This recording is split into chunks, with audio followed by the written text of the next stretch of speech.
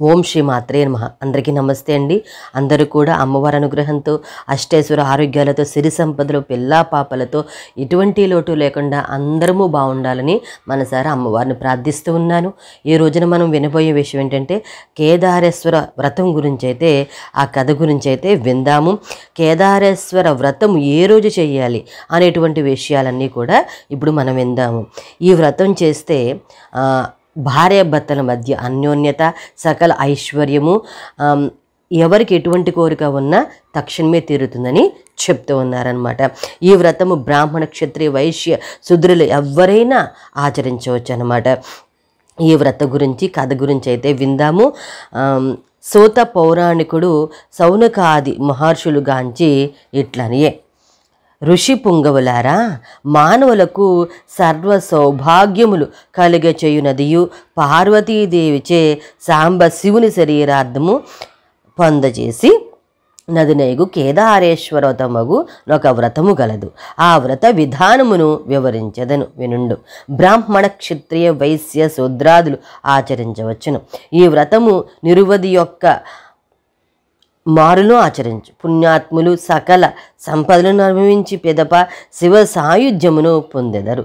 ఓ ఋషిశ్రేష్ఠులారా, ఈ వ్రత మహత్యమును వివరించద వినుండు.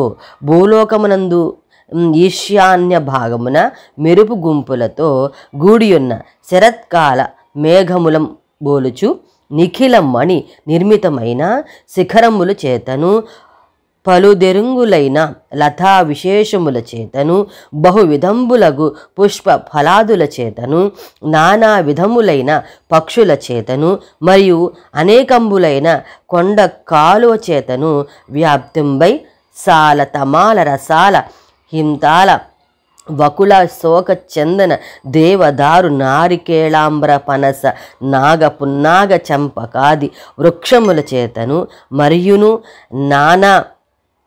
నానాతరు విశేషముల చేత బాసిల్లు నట్టి ఉద్యావనముల చేత ప్రకాశించుచు నిఖిల కళ్యాణ ప్రదంబై సర్వజన నమస్కృతులంబై కైలాసంబని పేర్కొనబడునొక పర్వత శ్రేష్టము కలదు. అందు షడ్గుణైశ్వర్య సంపన్నులగు మహానీయులగు యోగుల చేతను, సిద్ధ గంధర్వ కిన్నెర కింపురుషాదుల చేతను సేవింపబడి మనోహరంబై ఉన్న యా పర్వత శిఖరం మందు జగత్కర్త అయిన పరమేశ్వరుడు ప్రమద గణములచే పరివేష్టింపబడి భవానీ సమేతుడై సకల దేవ ముని బృందముల చేత నమస్కరింపబడుచుండి ప్రసన్నుడై కూర్చుండియున్న ఒక సమయంబున చతుర్ముఖాది సురులందరకు దర్శనమిచ్చే అంత సూర్యాగ్ని పవనులు నక్షత్ర యుక్తుండనైన నిశాకరుండును మరియు నింద్రాది దేవతలు, వశిష్ఠాది మహర్షులను, రంభా మొదలకు దేవతా స్త్రీలను, బ్రాహ్మీ మొదలకు సప్త మాతృకులను, సేనానియు గణపతియును తస్సమీప్యంబును బొందియున్న నంది, భృంగి మొదలగు ప్రమద గణములను పరివేష్టించి కొలుచుచున్నట్టి భవానీ వల్లభుని అద్భుతంబగు సభయందు నారదుడు మొదలగు దేవ గాయకుల స్వామి అనుజ్ఞ పడసి గానము చేసిరి. అట్టి రమణీయంబును శ్రావ్యంబునగు గానము ప్రవర్తిల్లుచుండగా ఘృతాచి మేనకాదులు వీణాది చతుర్విధ వాద్యములతో లయలతో కూడిన నృత్యమునర్చి అప్పుడు ఆ వేల్పు బానిసల వెల లోపల మిగుల సొగసు కత్తెలగు రంభ నిఖిల సుర బృందములు యొక్క యుల్లములు రంజిల్లు నటుల నాట్యమునరించే. ఆ సమయమున భృంగిరిటి యను భక్తపరుండా స్వామి సన్నియదందు తత్ వ్యతిరేకముగా నికట నాట్యము చేయగా ఆ పార్వతీ కైలాసపతి యొక్క పూర్వ భాగమునుందుండెను. అప్పుడు సకల దేవతలకు మిక్కుటమైన హాసము జనించే. అట్టి ఆశ్చర్యకరంబగు హాసముల వలన అప్పుడు ఆ పర్వత గుహలు నిండు నటుల గొప్ప కల ధ్వని కలిగే. ఇట్లు హాసము విస్తరిల్లుచుండ సర్వేశ్వరుండగు శంకరుడా భృంగిరిటిని చూచి నీ చేత మిగుల హర్ష ప్రవృద్ధంబైన నాట్యము చేయబడినని మెచ్చి ముదంబంది యా భక్తుని అనుగ్రహించి అంతటి నా భృంగిరిటికి శివానుగ్రహంబు కలుగుటం చేసి ప్రీతుండుడై సకల విభుదుల చేత గౌరవింపబడి సమాహిత చిత్తుడై వినయముతో కూడి యా పార్వతీదేవిని వదిలి ఈశ్వరునికి మాత్రము ప్రదక్షిణమునర్చి యా స్వామికి వందనమాచరించే అప్పుడు పూజ్యురాలగు వృడానియు చిరునవ్వుతో కూడినది అయి తన భర్తయగు పరమేశ్వరుని వీక్షించి, ఓ స్వామి, ఈ భృంగిరిటి నన్ను విడిచి మీకు మాత్రమే ప్రదక్షిణం ఆచరించటం కారణమేమి? వినవేడుకై ఉన్నది, ఆనతీయవే అని వేడుగా నా శశిరేకుండు, ఓ ప్రియురాలా, చెప్పేది వినుము. పరమార్థ విధులకు యోగులకు నీ వలన ప్రయోజనము లేమిం చేసి నాకు మాత్రమే నమస్కరించినని సెలవివ్వగా, నా పరమేశ్వరి మిగుల వ్రీడను బృంది భర్తయందున్న తన శక్తి ఆకర్షించుకొనగా స్వామిత్వ గస్యాభిష్టమాత్రై ఉండాయే. అంతటి నా దేవియు సానహీరురాలై వికటురాలయ్యే పిదప నా దేవి కోపించి దేవతల చేత నూరడింపబడినదే కైలాసము వదిలి తవింపబోరించుటకై బహు విధంబులగు సింహ శరభ శార్దూల గజ మృగాదుల చేత సేవింపబడియు నిత్య వైరంబు డిగ్గియున్న పన్నగ గరుడాది సకల జంతువుల చేత నిబిడంబగు నానావిధ వృక్షతాము గుల్మాది భూయిష్టంబై ఋషిశ్రేష్ఠ సేవితంబై సర్వావిష్టప్రదంబై ఒప్పుచున్న గౌతమాశ్రమమును ప్రవేశించే. అంతనా గౌతముండు వన్యంబులైన హోమయోగ్యములగు సఫలాదులను గ్రహించుకొని వనంబు నుండి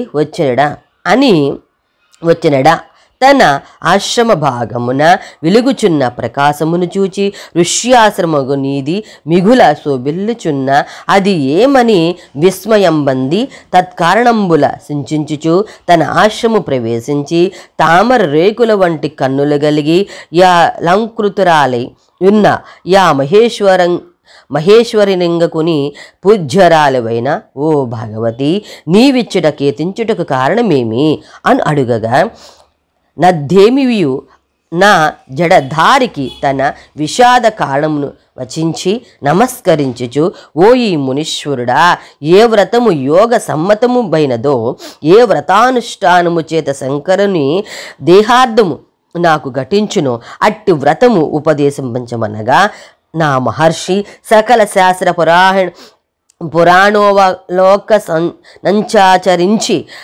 యప్సితార్థప్రదంబగు శ్రీమత్కేదార నామకంబైన ఉత్తమ వ్రతము నాచరింపమని ఉపదేశించగా, నంత దేవియు నా వ్రతానుష్ఠాన క్రమము బానతీయమని వేడగా ఇట్లు చెప్పదుండసాగే. భాద్రపద శుక్లాష్టమి యందు శుద్ధ మనస్కురాలవై మంగళకరంబగు నేక వింశతి తంతువుల చేత హస్తమునందు ప్రతిసరమును ధరించి యాది వసమందు ఉపవాసమునరించి మరునాడు బ్రాహ్మణ భోజనము చేయించి అది మొదలు అమావాస్య వరకు నీ వ్రతమిట్లు సలుపుచు ప్రతిదినము నందును. శ్రీమత్యేధార దేవునాధరింపవలియును మరియు శుద్ధమగు నొక్క ప్రదేశంబున ధాన్య రాశియందు పూర్ణ కుంభము నుంచి 21 సూత్రముల చేత జుట్టి పట్టు పుట్టముల చేత కప్పియుంచి నవరత్నములు గాని శక్తి కొలది సువర్ణము గాని ఉంచి గంధ పుష్పాక్షముల చే నర్చించి 21 బ్రాహ్మణులను పిలిపించి పాద ప్రక్షాళనాది కృత్యంబు లాచరించి కూర్చుండ నియోగించి అచ్చట నా కేదార దేవుని ప్రతిష్ఠింపచేసి చంద నాగరు కస్తూరి కుంకుమాదులను శ్రీగంధములు నానావిధ పుష్పములను తాంబూలములను వస్త్రముల నుంచి నివేదన మొరించి యథాశాస్త్రముగా ధూపదీపాదుల చేత పూజించి ఏక విశంతి సంఖ్యాకంబులైన భక్ష్య భోజ చోప్య లేహ్యదులను కదలీ ఫలములను నైవేద్యము చేసి తాంబూలము నొసంగి చక్కగా స్తోత్రము చేసి బ్రాహ్మణులకు యథాశక్తి దక్షిణలిచ్చి వ్రతమును లెస్సగా అనుష్ఠించి ఈశ్వరునకు మన సంతృష్టి చేసిన ఎడల ప్రీతుండుడై యా వృషభధ్వజుండు నీవు కోరిన వరము ఇయ్యగలడు అని వచింప నా కాత్యాయనిట్లు నిట్లేయగుజేయుగాక అని వ్రతమాచరించే అంత పరమశివుండు సంతుష్టాతరంగుడై ఇచ్చటికి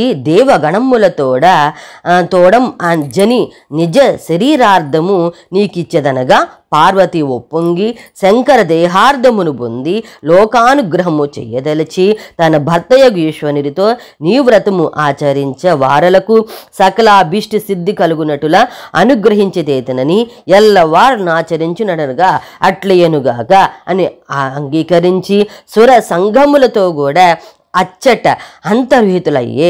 మరికొంత కాలమునకు శివభక్తి యుక్తుండగు చిత్రాంగుదుడను గంధర్వుడు నందికేశుని వలన నా వ్రత చర్యాక్రమం పెరిగి మనుష్యలోకమునకు జని వారలకు ప్రదేశింపవలయుననియు నిశ్చలగల వాడై ఉజ్జయిని పట్టణమునకు పోయి వ్రజదంతుడను రాజునకు ఉపదేశించినతడు ఆ వ్రతమునకు కల్పోక్త ప్రకారంగా ఆచరించి స్వారవభౌముడు అయ్యెను. మరికొంతకాలమునకు ఆ పట్టణం ఉన్న వైశ్యునకు పుణ్యవతియు భాగ్యవతియును ఇద్దరు కుమార్తెలు కలిగిరి. వారిద్దరులు తండ్రి ఎద్దకు పోయి కేదార వ్రతం ఆచరించునట్లా అని వసంగునమని వేడగా నేను మిగుల రిక్తుడను దానికి వలయు సామాగ్రి లేమిం చేసి మీ సంకల్పము మానుడనగా ఓ తండ్రి నీ ఆజ్ఞమే నాకు పరమధనంబుగాన నీ ఆజ్ఞ మొసగుమని సెలవు పుచ్చుకొని ఒక వటవృక్షమూలమున్న కూర్చుండి ప్రతిసరము గట్టుకొని యథాశక్తి భక్తుల పూజింపమెచ్చి ఈశ్వరుడు అప్పుడు వలయు సామాగ్రినిచ్చెను. అంతటా వారు చక్కగా వ్రతమాచరించడం వలన నమ్మహదేవుడు పితృండుడై నక్యలన్యల క్షయ ఆయురోగ్యరైశ్వర్యములను దివ్య రూపములను సంగి అంతర్హితుడయ్యను. పిమ్మట నా వ్రత మహాత్యము వలన నుజ్జయిని పట్టణము మేలుచున్న రాజ పుణ్యవతి అను కన్యను చోళ భూపాలుడు భాగ్యవతి అను కన్యను పాణిగ్రహమునరుచుందు వలన నా వైశ్యుడు ధనం సమృద్ధుండై సామ్రాజ్య సంపదలను పుత్రులను పొంది సుఖమునుండనంత వారిలో రెండవ అయిన భాగ్యవతి అనున్నది ఐశ్వర్య మద మోహితురాలై కొంతకాలం నాకు ఆ వ్రతము విడిచెను. అందువల్ల భాగ్యహీనురాలై పెనిమిటి చేత వెడనమ్మబడి పుత్రుని తోడ అడవి తిరిగి సంచారకిన్నురాలై ఒక బోయవాని ఇల్లు చేరి అచ్చట తన పుత్రుని చూచి ఓ పుత్ర ఎక్కరయగు పుణ్యవతిని ఉజ్జయిని పట్టణ రాజు వివాహమాడియున్నాడు. నీ వచ్చటికి జనిందానిం చూచి ధనమును తీసుకుని శీఘ్రముగా రమ్మనగా నతండా పట్టణమునకు పోయి పెద తల్లికి తమ యొక్క దుస్సహంబగు కష్టమును తెలుపగా ఆ పుణ్యవతియగు నతని చేతికి నిస్తారముగా ధనమిచ్చే అతనంతటా ధనము తీసుకుని వచ్చునెడల మార్గమున సద్రురూపముండుడైన ఉద్దేవుని వలన నా ధనము నపహరించబడగా నతను మరలా నచ్చడికి ఎతించి ఆ వృత్తాంతం విన్నవించి మరికొంత ధనము సంగ్రహించుకుపోగా ఆ ధనము కూడా అపహరించబడగా మానమానుండుసుండుడై నిలబడియుండి యున్న వానితో నీశ్వరుండ దృశృండుడయ్యో చిన్నవాడా వ్రతభ్రష్టులకు ఈ ధనము గ్రహింపవలనదిగా చెప్పగా ఆ వాక్యము విని విస్మయం బంది ఆ చిన్నవాడు మరలా పూర్వం వలె నచటికింజని ఈశ్వరోక్తంబు వృత్తాంతమును తెలుపగా ఆ పుణ్యవతి ఆలోచించి పుత్రుని చేత వ్రతం బొనరింపజేసి తన చెల్లెలు వ్రతమాచరించుటనటుల జప్పవలయునని ద్రవ్యమును నొసరింపగా నతండు బయలు వేడలి వచ్చు నెడ మార్గమున నప్రయత్నంగా పూర్వము గొలిపోయిన ధనమంతయు స్వవశమైనందున సంతసించి సర్వము గ్రహించుకుని కాంచి పట్టణమును ప్రవేశించు సమయమున చతురంగ బలములతో తోడా తన తండ్రి ఎదోర్కులు వచ్చి వెంట పెట్టుకుని పట్టణమునకు జనియే. అంతటా తల్లిదండ్రులతో కూడి సుఖముగా అనుభవించుచుండే పిమ్మట తల్లియగు భాగ్యవతిను తండ్రియగు చోళరాజును నది మొదలు ఈ వ్రతము ఆచరించుచు అవిచిన్నమ్మగు నిఖిల సంపదలు అనుభవించుచుండ్రి. కావున ఎవ్వరైనను యథోక్తంగా ప్రకారము ఈ వ్రత మహత్యమును భక్తియుక్తులై వినిన చదివిన అట్టి వారందరూ శ్రీ మహాదేవుని అనుగ్రహం వలన అనంతములగు ఆయురారోగ్య ఐశ్వర్యములు పొంది సుఖములను అవిమించి శివ సాన్నిధ్యమును పొందురని గౌతమ మహర్షిచే చెప్పబడినని సూతుండు సౌనకాదులకు చెప్పగా శ్రీ వ్యాస భట్టారకుడు స్కాంద పురాణమందలభివించినను. ఇది కేదారేశ్వర వ్రత కథ సమాప్తము. ఈ విధంగా ఎవరైనా సరే, ఏ వర్ణమైనా సరే, మనము శ్రీ కేదారేశ్వర స్వామి వారిని మనము పూజించి ఆయన అనుగ్రహమైను పొందవచ్చును. ఈ కేదారేశ్వర స్వామి వ్రతం ఏ రోజు చేయాలి అంటే సోమవారం 13వ తారీఖు అయితే చెయ్యాలని పెద్దలు చెప్తూ ఉన్నారనమాట. ఈ విధంగా అందరం కూడా కేదారేశ్వర వ్రతము చేసి ఆ భగవాను యొక్క అనుగ్రహము అందరము పొందుతాము. కార్తీక మాసం అందరూ చక్కగా చేయాలని కోరుకుంటూ ఉన్నాను. మళ్ళీ మనం ఇంకొక ఆధ్యాత్మిక విషయం గురించి అయితే విందాము. అంతవరకు స్వస్తి. ఓం నమో నారాయణాయ, ఓం నమో వాసుదేవాయ, ఓం నమ శివాయ, హర మహాదేవ, శంభో శంకర. అందరిపైన భగవాన్ అనుగ్రహం ఉండాలని వేడుకుంటూ ఉన్నాను స్వామిని. సర్వే జనా సుఖినో భవంతు, సమస్త మంగళాని భవంతు. స్వస్తి.